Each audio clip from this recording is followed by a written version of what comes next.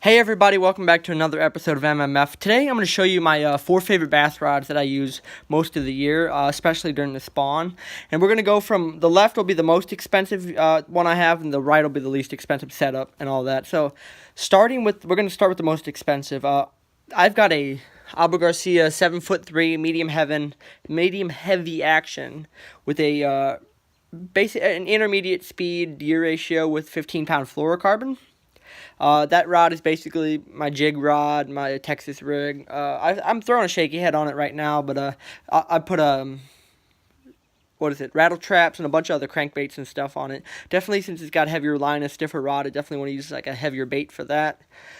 This rod and reel combo with taxes, it'll probably cost you maybe $220, depending on where you get it. This reel here is $100. The rod is $100, but different places you are in the country or the world, it might cost you some more. But that's the most expensive one I use. Now we're gonna go down the line. So this is a Alba Garcia Revo S30.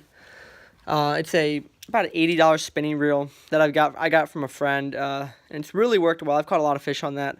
But paired with that, I've got a 6'6" medium action Berkley Lightning rod is the brand name. And I run a lot of smaller, more finesse baits, like maybe a smaller jerk bait or a small rattle trap. But right now, what I've been using lately, and you guys have seen in the last couple videos, is I've been fishing a lot with wacky style rigs.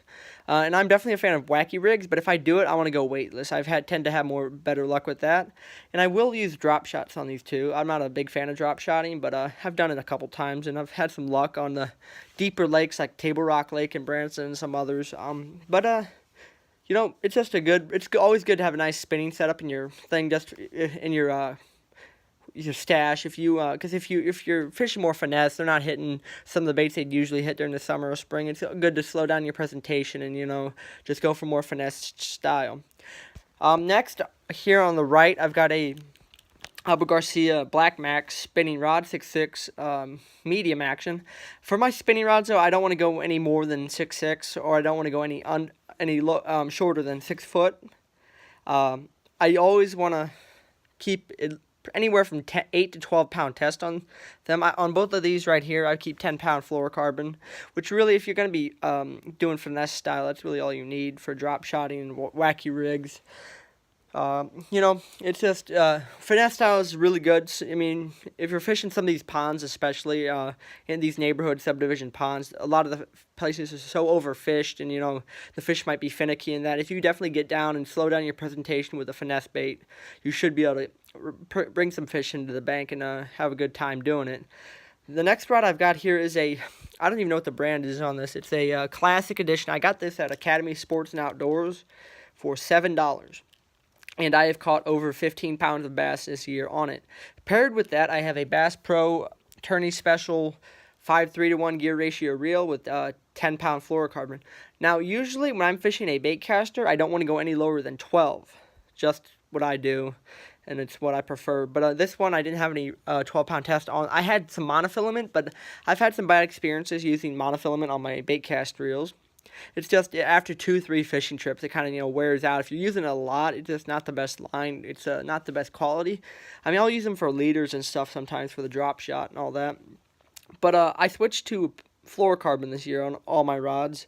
I had some braid on some of the bait casters, but I prefer fluoro for what I do. So, I don't really flip frogs or anything that much, so I don't need any 50, 65-pound braid to do that.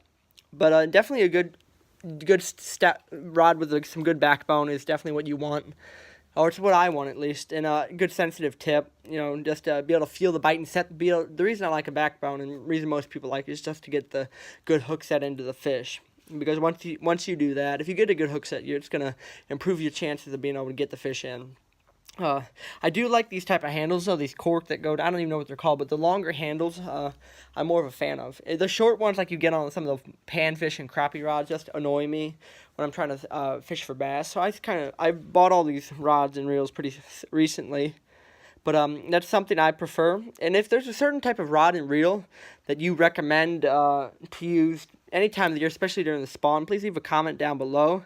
And if I can, I'll try to pick one up if I've got the money. But definitely, if you guys want to see some more reviews using these rods, trying to try out different soft plastics or hard baits, whatever you want me to do, then we'll definitely do that for you. For when I do the wacky rig, I'm a huge fan of the Guggenbait Slim Shake. It's more of a, I've actually got it, where is it? Here, right here.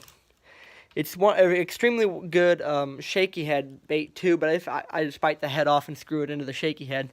But I'm a big fan of using that on a weightless wacky rig. I've caught tons of fish this year, local ponds and creeks, and it's just a really good presentation of the wacky style. Is especially this year, some of the spawning fish can be harder to catch in some cases with these overfished ponds. So if you slow down your presentation and get a good finesse bait in there, you have a better chance of getting one. But if there's any other rod and reel combos you want to see of mine, like my catfish or my crappie, please leave a comment down below. And if there's any type of baits or line you want me to try out on these rods and others, please just leave a comment below. And thank you for watching. Please be sure to subscribe and like the video. Thank you.